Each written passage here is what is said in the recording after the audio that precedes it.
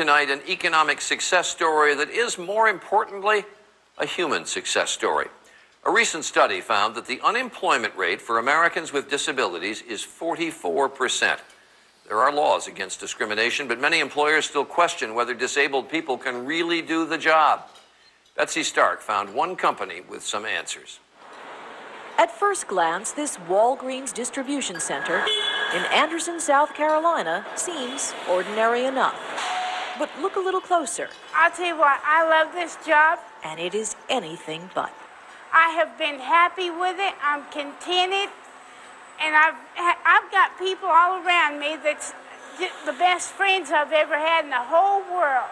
What's special about this place is that Julia Turner and more than 40% of her 700 co-workers are disabled. Julia has Down syndrome. Daryl Perry, who works right next to her, mentally retarded. What are these things, Daryl? It tells you all kind of tips. Oh, so these are tips on how to do your job? Do my job. Garrick Tada has autism. Morning, Art. Morning, Rick. Luann Bannister, one of their training supervisors, in a wheelchair. And Angela Mackey, who recruited most of them. You feeling better? Yeah. Angie has cerebral palsy. I hope that, through my work and through this program I'm showing, that disability or not, we all have potential, we all have value. In this building, abled and disabled workers do many of the same jobs and earn the same pay. Corporate America thinks they need to give somebody with a disability an easier job.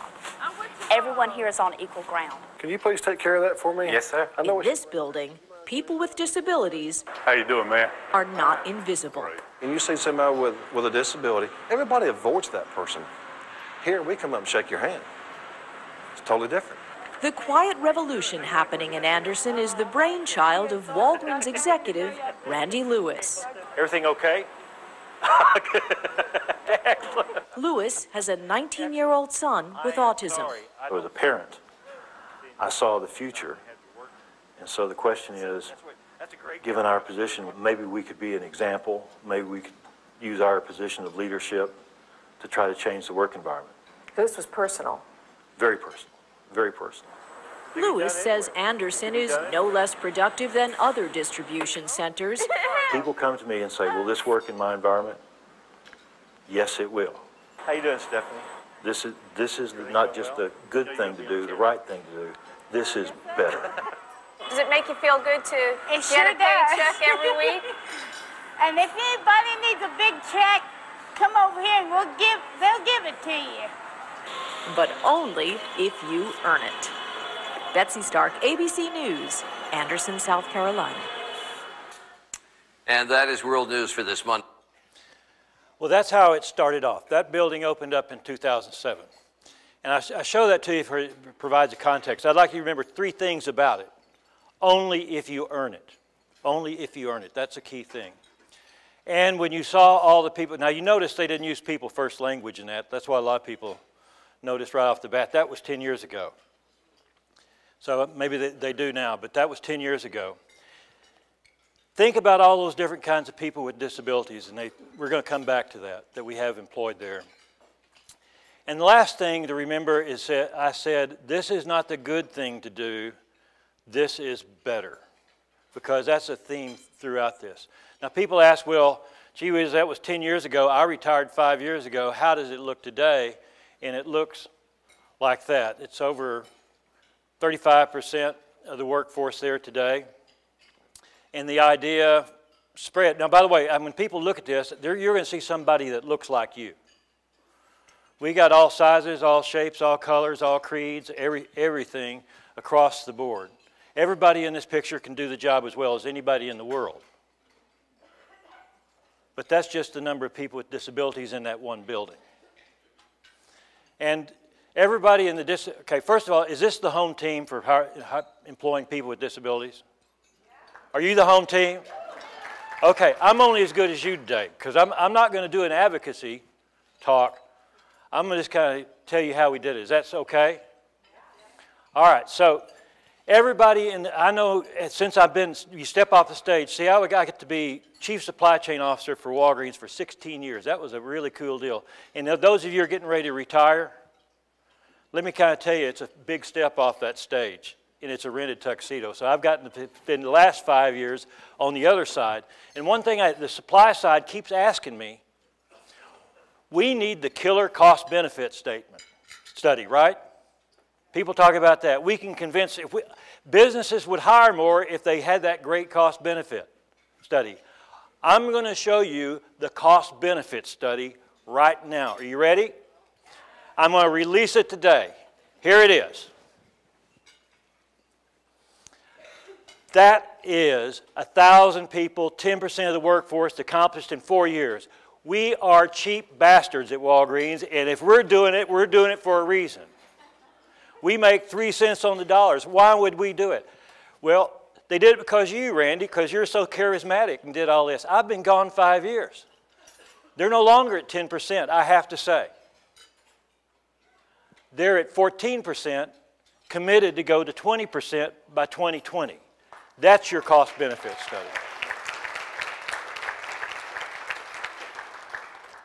Now, when we started, everybody we wanted to publish our data. We have published the official data too. We looked at 400,000 hours of work across 34 jobs against 4 buildings. People with disabilities perform as well or better. They have fewer accidents. Workman comps costs are down. People say, well, how could that be? Because that's always a big concern, safety. We have this observation about people with disabilities in our building. It's an incredible thing. They follow the rules. Who would have thought that? They don't swing through the racks. They stay in the lines. They follow the instructions. Work safer. We have better retention, less absenteeism. All the things that we had hoped to do. Now, we didn't start off this big. We started off probably, if this building opened in 2007, we probably started 5 years before that with just an idea. Because it says I have a son with autism. At the time I still do have a son with autism. That's not going to go away. But oh, by the way, my son drives. Who would have guessed that? And my son has a job. Who would have guessed that? And he's the only one in our household that has a steady paycheck. Who would have guessed that? And he's also an entrepreneur. We didn't know that until we visited Washington one time, and my wife and I were walking around, and Austin's with us because he loves cities. That's what he does.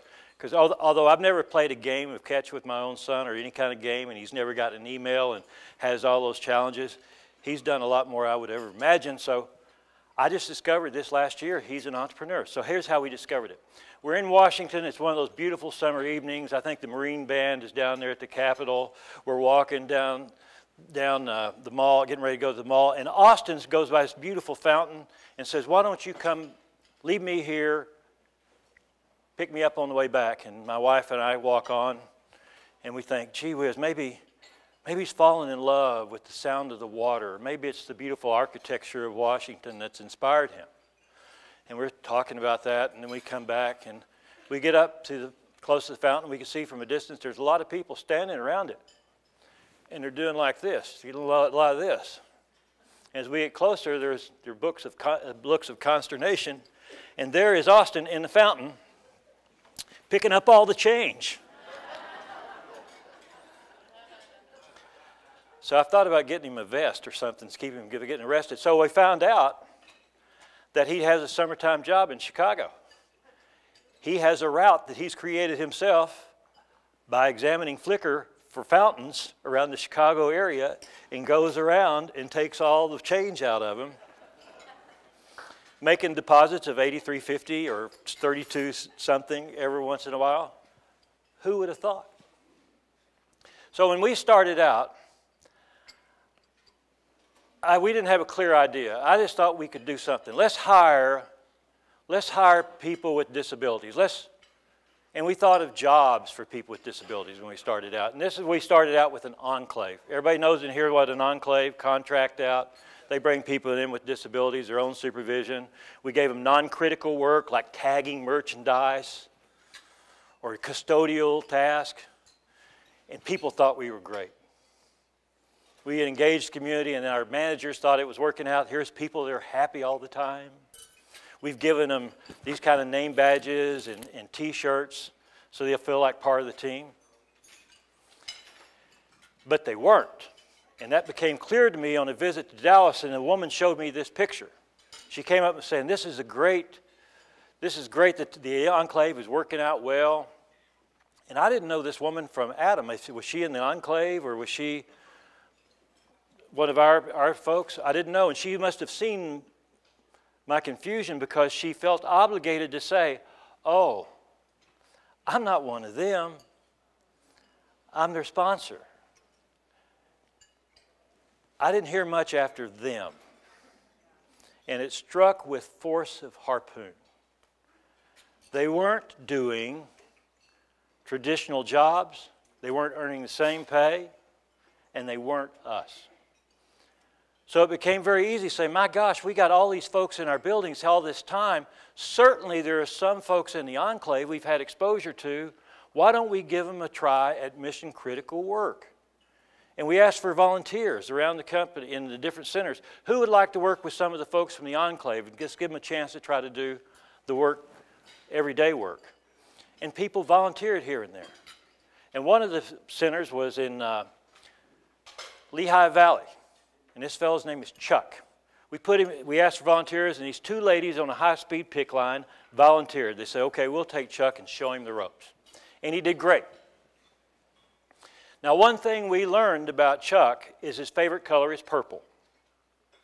Now, we know that because every time a purple tote would pass through his area, about maybe two or three times a day, Chuck would stop, let out a scream of joy, and start dancing. Something we had never seen before. So the question becomes, is this appropriate behavior for the workplace? And very quickly we got to the conclusion from our employees, which would we prefer? Dancing or complaining? Dancing, complaining. Let's go with the dancing. Yeah, I got into it too. So, and when I asked those two ladies on a visit, I said, in this building of 500 people, does anybody have a problem with Chuck? Have they mentioned that he makes them feel uncomfortable? Has anybody made a sarcastic remark about him? And she said, if anybody has a problem with Chuck, they got a problem with us. Now, we were getting somewhere. And we had these experiences around, and so then came the time we were going to design this whole new center, this center that I just showed you. And we were going to make it with the ideal that it was going to be the most advanced, most productive center we had ever built, with 600 employees. Now, one thing that Chuck opened, and folks like Chuck opened our eyes to, is the idea that perhaps there's a group of people out there, those with disabilities, who can do the job, who want to do the job, but can't do the job because we can't get to them or of these walls we built. There's a group out there that we're unjustly leaving behind. Just that idea. And we thought maybe this is the chance to be able to demonstrate that. But we had to remember that we're a business, not a charity. Because a lot of people say hiring people with disabilities is a great thing you can do if you can afford it. We couldn't be a charity. We had to meet all our business objectives. That was kind of the going in position. And then some people say, well, if it's the same, why would you do it if everything's working now? Well, I think the question is, why wouldn't you do it if you could? And then some people ask, well, how did you take the risk? What did you tell the board of directors about all this? Why would you take the risk? And then to the board of directors, I remember that, that question was asked. What if it doesn't work? He said, like lots of other things that don't work, we'll adjust. And we move forward. Now, at this point in time, all we had had before was the champion. I was the champion, the field marshal, the person who with the desire and the opportunity and the authority to do it. And that's how we had gotten into the enclaves, but at least that had gotten us Chuck. But now it was time to bring more structure. Because we didn't have any goals, we didn't have any timetable, we didn't have any really way to onboard people. So we thought of said, what is the big dream? And I understand Tom brought that up too. What's the big dream? The big dream is that which reminds us what we got in for. What we do, does it align with the big dream? It's what gets us up when we go 2 steps forward and 3 steps back. What's the big dream?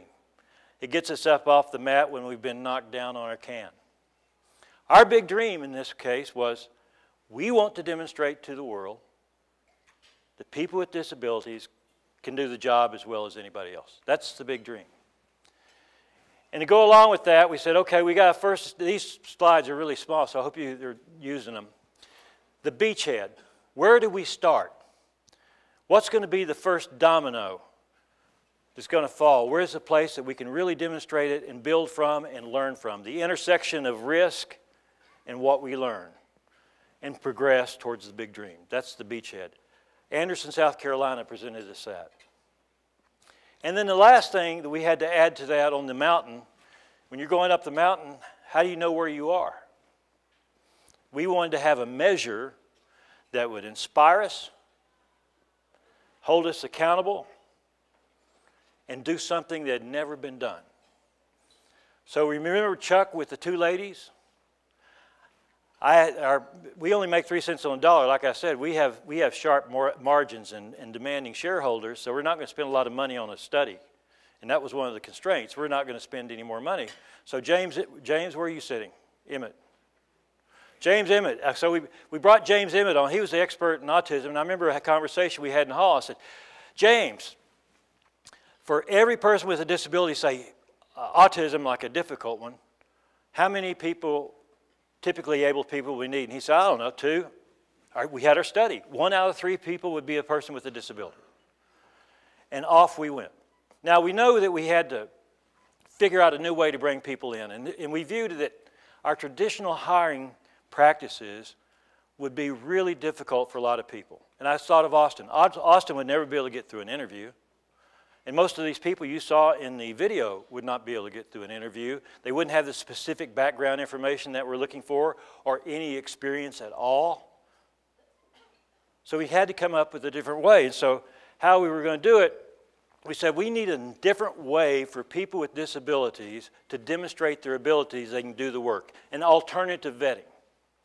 And so we came up with a way, we said, okay, we're going to come up and let an agency, the experts, help us find the people, understand our jobs. Because we're not experts in disability. We're experts at doing what we do. Let them go out and without a job history or interview, go out and pre-screen a group of people they'll think could be successful. And then we'll bring them in and they will be planned to hire interns, being sort of like an intern to hire, but we've reserved a job for them. We assume they'll be successful. Doing on-the-job work and being paid during that time. And then after they could demonstrate their performance, we would hire them. As simple as that. We had a structure to work around. So that was the 3rd piece of this 5-piece puzzle that made this work. And then like any, do we have any vice presidents in here? You're not going to admit it? I understand. Well, let me kind of tell you, we know that when you make a directive at a corporate level, and CEOs know this cold, anybody who's actually doing the work, we have a skill called CFD, creative foot dragging. I can make all the directives in the world, but if that local general manager who's responsible for the work does not buy into it, it won't happen. So we could have this structure and everything else. If we didn't have the local captain, the person who's in charge of the results, have the heart for this and the smarts for this, we would have failed. And we had that person. And then the last part, because we're not experts in disability, we needed the outfitter, somebody who knew, had the technology, learned about people with disabilities. And off we would go. Now, this is my accommodation, personal accommodation. I hate blank slides. Anybody that speaks learns you're not supposed to ever use word slides because they're boring. Pretty boring, isn't it? This is my accommodations because I've decided to reveal my disability, of which I know there's a lot of people in here with it. They have not revealed it yet publicly, but I will reveal mine. It's called CRS, Can't Remember Shit. So, we started with jobs, not jobs for people with disabilities. We knew we would make assumptions. If you ask people, think of a person with a disability, 99% of people will come up with autism, an intellectual disability, or a person in a wheelchair. And if you ask them to describe a job appropriate for a person with a disability, have you got one in mind? Ask them to describe it without using the word repetitive. So we knew we had built-in biases. So it wasn't jobs. Second part, we were going to be consistent and objective, flexible in means. That meant our objective is the most effective workforce in the world. And an inclusive one. So if we came across a process that got in the way, we were willing to change it if it got in the way of achieving those objectives. And anticipating problems politically inside the organization. Oh, we've done this policy that way for years. You can't change it. All of us in business know there's a cloak of invisibility that we can put over anything that's different from the norm. It's called a pilot. It works every time. You can't do that. It's a pilot. Okay. How can I help? And lastly, there wasn't a single disability that we would automatically exclude. People ask, I remember the discussion, are we going to hire people with mental illness? That was a scary one. And I have a daughter who's bipolar, and so I know personally that, and the stigma around that. Then I was thinking about Walgreens. With a company this big, I know we got to have people who are obsessive compulsive or depressed or explosive anger disorder or change in personality and paranoid, and that's just a senior executive at the Walgreens company. Why not? Let's try it. We haven't found a single disability that we would automatically exclude. Not a single one, because everything's a spectrum. Everything's a spectrum. We can't hire every person with autism. We hired a lot more than we ever thought. And we got great employees. So we opened up, one of the parts of the big dream is we could use this to help other companies. And that's what, quite frankly, gave this power. We usually never let anybody into our centers. And when we announced to the 5,000 store managers at the time we were going to do this, they got excited, and they really got excited when we said, and we're going to give it away. We're going to let our competitors even come through and show them what we've done. And a lot of people have come, and these companies have had, most of these companies have used that model to see how it works. Now, the model here, the 5 things, I've had a lot of time to think about this because people say, what's really key? For the last 10 years, a group of executives who are doing this, we get together and we talk about this. And we all kind of agree that these are the key things that made this work. And as far as I know, nobody in the world has been able to do at this scale yet. And if they can, I want to know about it. But I think these were key. And we talk about what was the biggest limiter when we fall short of our goals. Can you guess which one of those? Either executive champion or lack of measures or an alternative way or a local champion or can't get the folks from your supplier? What would you guess?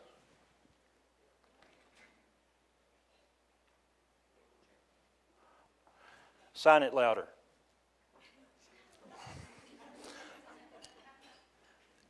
The most common reason cited is they can't find the supply.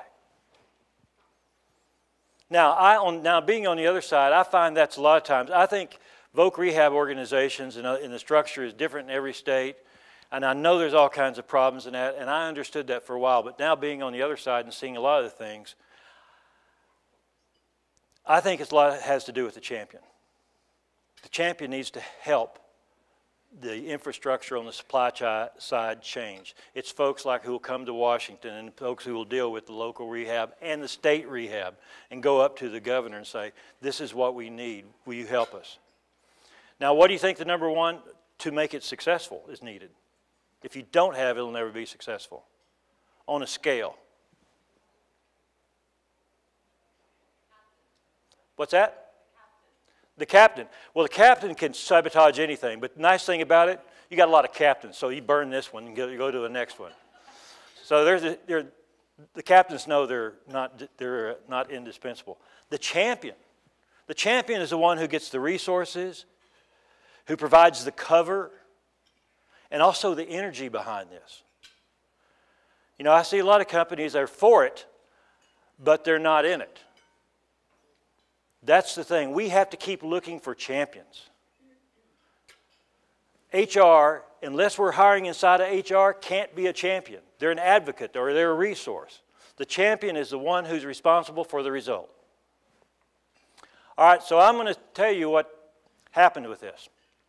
When we bring people through here, their biggest interest is talking to management. Because when they talk to managers, this is what they will hear. They ask, how is this place here to work with all these people with disabilities? They say, this is a place where people care about each other, not themselves, where it's about making everybody successful, where I've had to learn to be a better manager, I've had to be a better listener. And oh, by the way, when I do that, it works out well for everybody. Let me ask you this. We had one, this is a failure we had. We had one fellow named Jeffrey who was working at his workstation, and his job requires he use a box cutter to cut cases and does lots of things. And so one day a custodian came in his area and Jeffrey freaked out. And he was waving his arms around and yelling with this box cutter. That's not good. Now, it would have been easy to do the typical counseling, Jeffrey, this is not appropriate behavior. If you do it again, you know how we would do that. But they didn't do that. His managers didn't do that. What they did is they went and got to the party store and got his name. It says Jeffrey's Workstation and put it out there real big. And they went to Lowe's and got the duct tape and put it around his area. And they got a 2x4 with a doorbell on it and put a sign that says ring bell and wait for Jeffrey to invite you. And they trained Jeffrey and said 1, 2, 3. Hear doorbell, put box cutter in apron. 2, turn to door. 3, invite them in. Now, ultimately, Jeffrey was not successful. But the manager slept well at night. And what do you think the other employees around them thought? If they will do this for Jeffrey, what will they do for me? Trust. This built a culture, this brought out our humanity, but also built a culture of trust and focus on performance, like nitroglycerin in a bottle.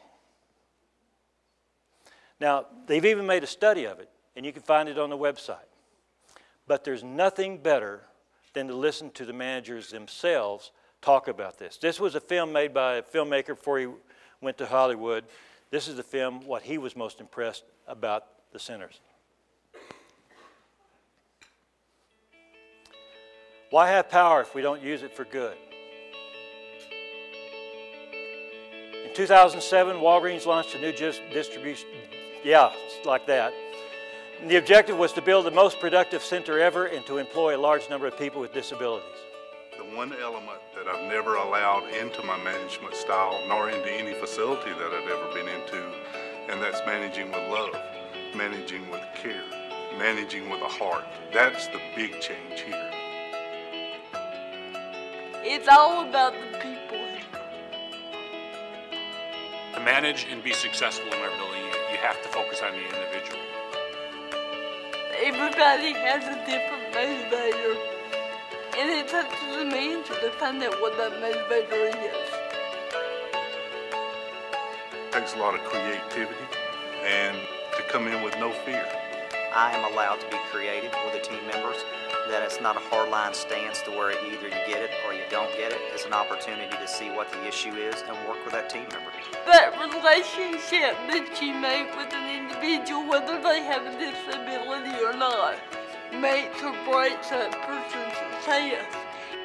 We are very focused in this building on making folks successful. As far as the key indicators that we look at for safety and productivity, we are the number one in our division. We started each day as one. When Daryl made production, we all made production.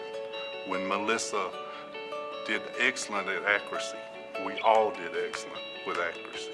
When John worked safely, we all worked safely. It changes the whole culture of a building. You would have a team that thinks about other people before they think about themselves. We've all been changed. It's made me a better manager. It's made me a better man. It's made me a better father and a better husband. I'm a better leader because of it. I got more compassion, got more patience, which has not always been a strong suit of mine. I see folks for who they are now, as opposed to what they look like.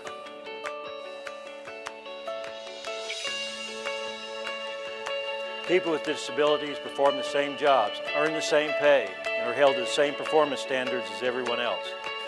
The center is the most productive in the company's history. Over 30% of the workforce has a disability. Most had never been able to secure a steady job before. The idea spread, and within 4 years, over 1,000 people with disabilities were working in its centers across the country.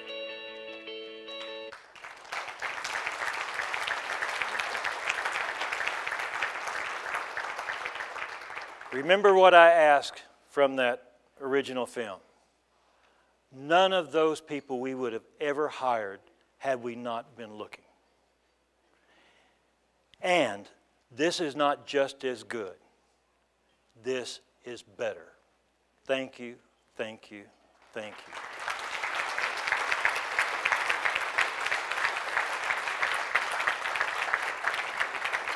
You take it.